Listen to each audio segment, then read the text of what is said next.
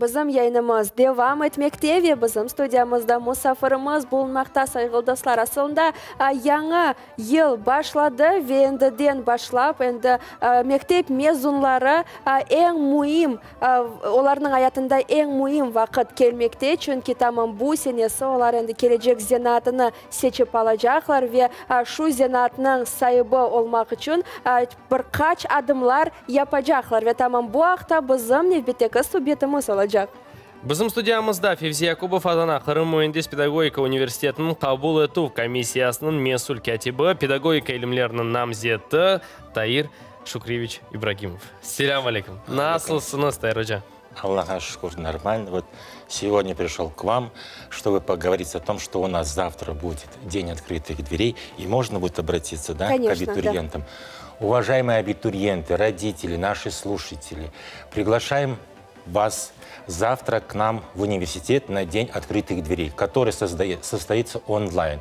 Мы хотели бы видеть вас у нас в университете, в современном, красивом, ремонт сделали актовом зале, прекрасная подготовленная программа, но в условиях пандемии мы, конечно же, меняем формат и приглашаем вас принять участие в Дне открытых дверей онлайн.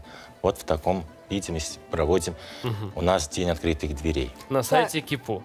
Да, информация есть на сайте КИПУ. Я бы хотел сейчас обратиться опять, кто нас сейчас слушает. Соседи ли это, родственники, друзья, у кого есть молодежь, ребята, которые поступают, передать им, что можно зайти к нам на сайт rkkipu.ru и зарегистрироваться на сайте. Регистрация очень легкая, в простой форме. Просто фамилия, имя, отчество, почту свою и вопрос, который интересен для поступающих. На все эти вопросы мы будем отвечать уже онлайн завтра в 12:00. Кто не успеет зарегистрироваться, ничего страшного, можно зайти в 12 часов на наш сайт КИПУ и посмотреть в живом формате. Тоже можно будет, но уже не сможете задавать вопросы. Вот. А кто зарегистрировался, он сможет спокойно задать вопросы прям напрямую тоже. То есть, Tahir Hoca, какие изменения ожидают абитуриентов, так сказать, какие изменения пережил университет, и вот сейчас, так сказать, уже в будущем учебном году готов удивлять? Я сейчас одну тоже очень важную вещь скажу. До 1 февраля абитуриентам всем надо зарегистрироваться заявление на сдачу ЕГЭ. Это очень важный вопрос. До 1 февраля. До 1 февраля включительно. Это будет понедельник, но это надо будет сделать обязательно, кто поступает, выпускники школ, потому что после 1 февраля уже ничего поменять нельзя. Поэтому это очень актуально. Я еще раз буду на протяжении нашей беседы повторять. 1 февраля, как бы красная галочка. То уже в этом году да, поступить уже возможности не будет. Все, не будет возможности поступить. Если не успел зарегистрироваться, подать заявление на сдачу ЕГЭ, экзаменов. Это очень важный момент. Поэтому его надо использовать. Очень много школьников обращаются с телефонами, говорят, что... А нам говорят, что не надо сдавать ЕГЭ. Немножечко непонимание. Неосведомленность, вот это все-таки есть. Да. Для того, чтобы получить аттестат, результаты ЕГЭ не нужны. Нужен только обязательно русский язык и математика. Для того, чтобы получить аттестат. Но это те экзамены, которые сдаются в школе. Да, для того, чтобы получить аттестат. А для того, чтобы поступить в высшее учебное заведение, обязательно надо предоставить 3 направления, 3 результата ЕГЭ. Обязательно. Ну, на те специальности, где нет творческих испытаний. Ну, допустим, вокал, искусство, журналистика, там есть творческие испытания, там 2 результата ЕГЭ надо предоставить. А для получения аттестата эти ЕГЭ не нужны. Поэтому еще раз повторяю, для того, чтобы получить аттестат и закончить школу, достаточно 2 результата ЕГЭ обязательно. Это математика, русский. Для того, чтобы поступить в высшее учебное заведение, необходимо предоставить результаты ЕГЭ для выпускников школ. Обязательно наличие результатов ЕГЭ. Новые правила приема в этом году, но, честно сказать, они очень положительно рассматривают именно для состояния для абитуриентов. Первый, допустим, мы по прошлому году имели право подавать в 5 высших учебных заведений, но на 3 направления подготовки. Сейчас 5 высших учебных заведений остаются, но абитуриент имеет право подать на 10 направлений подготовки. Это плюс только абитуриент. Главное успеть везде. Да, главное учиться. Да, успеть подготовиться. Ну, такая ситуация, дистанционка, поэтому очень сложно сейчас. Поэтому алгоритм как бы такой для абитуриентов. Зайти на сайт университета, но так как я из КИПУ, значит, надо зайти на сайт Крымского инженерно-педагогического университета имени Февзия Якубова. Посмотреть направление подготовки. На сайте есть те экзамены, которые надо будет сдавать для поступления на выбранную специальность, и написать заявление, опять повторюсь, до 1 февраля на сдачу ЕГЭ вот этих вот экзаменов. Это первое. То есть 10 направлений. Одновременно абитуриент имеет право участвовать в конкурсе. То есть один раз он сдал 3 направления. Ну, вот русский язык он и так сдаст, математику сдаст профильную, еще какой-то. И вот один раз сдав вот эти 3 ЕГЭ, он имеет право участвовать. Не надо больше ни экзаменов сдавать. Он просто заявление подает, пишет, что он выбирает 10 направлений подготовки. Но это в нашем университете в прошлом году. Факультет инженерных направлений. Там 4 направления. Он имел право с этими ЕГЭ только на 3 направления подать. Сейчас он имеет право на 4 направления подать. Еще на другие факультеты. Еще на профессиональное направление. Это технологии, дизайн. И на информатику. То есть, получается, одним зайцем, одним выстрелом он ставит себе в заявлении на 6 направлений подготовки, на 5-6 направлений подготовки и спокойно участвовать в конкурсе на эти направления подготовки.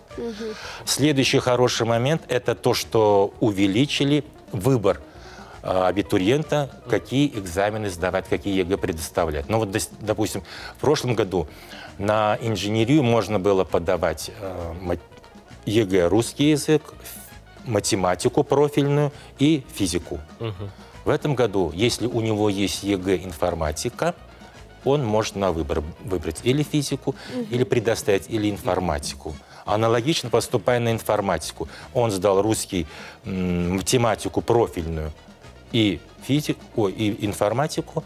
Если у него есть физика, он может предоставить ЕГЭ, где выше, на информатике или на физике. Вот это ЕГЭ и предоставить. То есть тоже увеличивается шанс поступления абитуриента в высшее учебное заведение. Следующий положительный момент опять для абитуриентов – это то, что документы можно подавать онлайн. Не надо приезжать в университет, открыл компьютер дома, зашел на наш сайт, регистрация, подача заявлений в университет. Дома проходит всю регистрацию поступления и отправляет сканы документов нам в университет. Приемная комиссия рассматривает, и он участвует в конкурсе. Не надо приезжать, не надо привозить оригинал. Достаточно копии и скана. Все, он участвует в конкурсе. Тоже важный момент. А если у меня документы и так уже в университете, я могу даже особо не напрягаться, просто позвонить?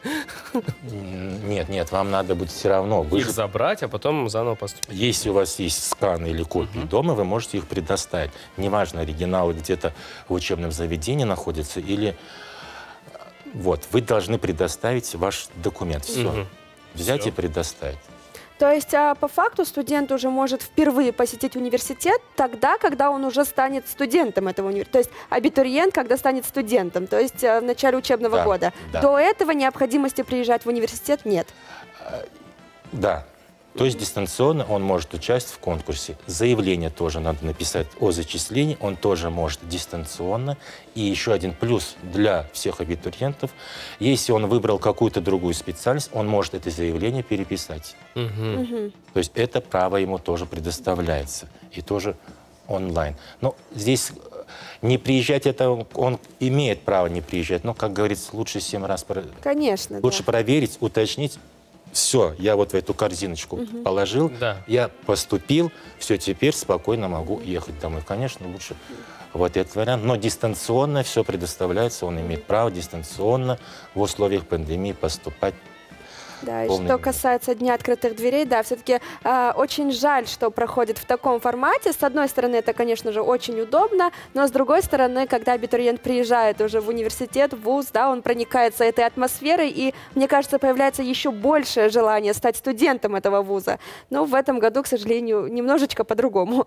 Да, немножко по-другому. Но все деканы на Дне открытых дверей будут. Будет директор колледжа, который будет представлять свои структурные подразделения, направления подготовки, будет первый проректор, и буду я говорить о правилах приема более подробно, там предоставят больше времени, более подробно буду разговаривать и говорить о правилах приема. Еще одно новшество – это то, что у нас в прошлом году мы принимали в 2 этапа, сейчас 2 этапов не будет. Вот это, конечно же, я хочу успокоить абитуриентов. Да, раньше мы принимали, основная волна, это была 80%, подавали документы, абитуриенты издавали согласие зачисления, а потом 20% на оставшиеся места. В этом году такой возможности предоставляться не будет. Один раз мы зачисляем льготников, это инвалидов, целевиков, победителей, призеров Олимпиад 30 июля, и второе зачисление 5 августа. Все. То есть основной этап, он не будет подразделяться на 2, а основной этап один. Один раз проходит зачисление. Но вдруг по какой-то судьбе вдруг выпал, так судьба распорядила, что будут свободные бюджетные места, наш университет имеет право зачислить, провести самостоятельно дополнительный набор и зачислить тех студентов, которые желают поступить на места бюджетные, которые остались вакантными. Это только в том случае, если эти места если есть вакантные места. Если есть вакантные места. Ну, я надеюсь, что это далеко не все плюсы, которые вы нам озвучили, а обо всех плюсах можно будет еще и узнать завтра обязательно. То есть вопрос, который заинтересует любого абитуриента, родителя, я думаю, завтра можно будет все ответы услышать. Тайруджа Чохсаловна Скиргенамызычон, мы желаем Крымскому инженерно-педагогическому университету процветания и, конечно же, как можно больше абитуриентов, как можно больше новых направлений подготовки, чтобы все было замечательно. Çok sağ olun. Çok sağ olun. Хайрлы күнлер. Сайглы достар, бізім яйнымызы седдевам етене, бетекі рубрикамызны сізін дихатыңызға вали етеміз, соңра селбетекене де бұл студияда көрішедеміз.